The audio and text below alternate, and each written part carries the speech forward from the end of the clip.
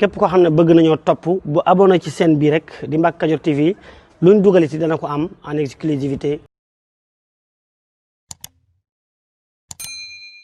liggéey dañuy dem Daaru Muxti fekk fa Koso Gànnaar Gueye ginnaaw bi nga xamee ne sëriñ bi wàcc na ab liggéey Koso jamono ji dëkk bu sell bi di Daaru Muxti nan la mel. jërëjëf Ndam ni nga ko waxee noonu la ñeenteelu xalifa bu Daaru Muxti di Sëriñ Abbas Mbacke moo fi bàyyi ko. jamono ji situation bi am ci Daaru Muxti xaw na compliqué tuuti ndax xam ngeen ne xabaar bi ba mu fesee ba léegi mbokki taalibe yi ñu ngi jóge fu ne di agsi ci dëkk bu sell bi di Daaru Muxti.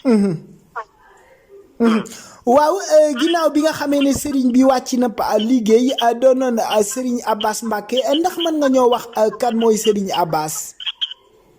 waaw daam ci tënk kii di sëriñ Abbas Mbacke mooy comme ni nga ko waxee kenn di waajuram bi moom Cerno Ibrahima Faty Mbacke Daaru Muxti mi nga xam ne rakk la ci ku tedd ki Cheikh Ahmadou Bamba Khadim Rasoul. bu ñu lay wax sëriñ Abbas Mbacke moo di kan mooy ki nga xam ne dund na 95 ans. bu ñu lay wax sëriñ Abbas Mbacke moo di kan mooy ki nga xam ne yeesal na kër borom Daaru Muxti gi. bu ñu lay wax sëriñ Abbas Mbacke moo di kan mooy ki amoon yéene yeesalaat jumaa yi maam Cerno Ibrahima Faty Mbacke ndaamal Daaru Muxti gi. wax nañu sax am na ay lettres yoo xam ne jotoon na koo bind ngir jabootu borom Daaru Muxti gi ñu ànd ak moom ci liggéey bi nga xam ne fasoon na ko liggéeyal borom Daaru Muxti wàjjo. kan moo nar a wuutu Serigne Abbas jamono ji ci xilaafa gi. Serigne Bassirou Anta Niang Mbacke lay wuyoo. di juróomeelu xalifu bu borom Daaru Muxti. Serigne Bassirou Anta Niang nag moom bind na ab téere bu mag a mag bintu boobu téere boobu yoonu murid ñu bëri nattabeet bi kan moo di Serigne Bassirou Mbacke Anta Niang moo nekkoon imam bu Daaru Muxti. kon ñu jàpp ne foofu ci Daaru Muxti daal jamono ji foo sànni mbattu mu takk foofu ci daaru ginnaaw bi Serigne Abbas demee.